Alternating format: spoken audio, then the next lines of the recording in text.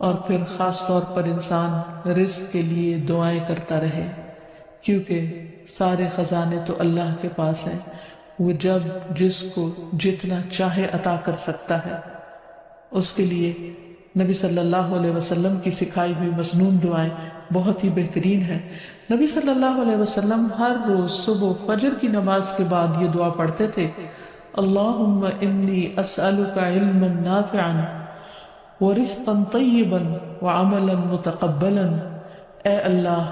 میں تجھ سے علم نافع، طیب رزق یعنی پاکیزہ رزق اور مقبول عمل کا سوال کرتا ہوں، یعنی ایسے عمل کی توفیق دے جو تیرے ہاں قبول ہو جائے، تجھے پسند آ جائے۔ اور اس کے ساتھ ساتھ انسان کو حرام سے بچنے کی دعا کرنی چاہیے۔ اس سلسلے میں آپ صلی اللہ علیہ وسلم نے جو دعا سکھائی وہ ہے اللہم اکفنی بحلالک عن حرامک واغننی بفضلک عمن سواک۔ اے اللہ، اپنے حلال کے ذریعے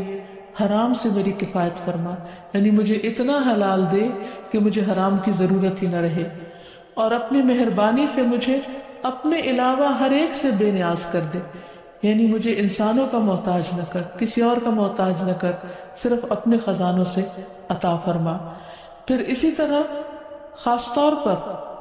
بڑھاپے کی زندگی کے لیے وسعت رزق کی دعا کرنی چاہیے، کیونکہ جب انسان بوڑھا ہو جاتا ہے تو اس کے اعضاء کمزور ہو جاتے ہیں، وہ اپنے لیے خود کچھ کمائی نہیں کر سکتا، وہ دوسروں پر ڈیپینڈنٹ ہو جاتا ہے، تو اس وقت وسیع رزق کی دعا سکھائی گئی۔ فرمایا اللہم اجعل اوسع رزقک علی عند کبر سنی وانقطاع عمری۔ اے اللہ، جب میں بوڑھا ہو جاؤں اور میری عمر ختم ہونے لگے تو میرے رزق کو وسیع کر دے۔ اور اسی طرح اپنے لیے اور اپنی اولاد کے لیے وسیع رزق کی دعا کرنی چاہیے، جیسے ابراہیم علیہ السلام نے دعا کی تھی ربنا انی اسکنت من ذریتی بواد غیر ذی زرع عند بیتک المحرم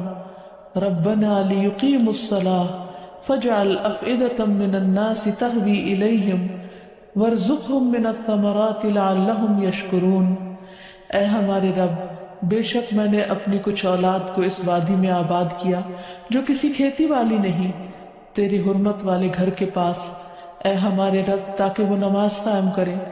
سو کچھ لوگوں کے دل ایسے کر دے کہ ان کی طرف مائل رہیں، اور انہیں پھلوں سے رزق عطا کر تاکہ وہ شکر ادا کریں۔ تو اس میں ہم دیکھتے ہیں کہ ابراہیم علیہ السلام اپنے بچوں کے لیے روحانی رزق کی دعا بھی کر رہے ہیں، جذباتی محبت کی رزق کی دعا بھی کر رہے ہیں، اور پھر اس کے ساتھ ساتھ جسمانی رزق کی دعا بھی کر رہے ہیں جو ہر انسان کی ضرورت ہے، اور اس میں سے بھی بہترین رزق یعنی پھلوں کے رزق کی دعا کر رہے ہیں، کیونکہ انسان کو اللہ تعالیٰ کا صرف رزق ہی نہیں مانگنا چاہیے، بہترین رزق مانگنا چاہیے۔ یعنی ایک تو سمپل سی دعا ہے اللہم ارزقنی، اور پھر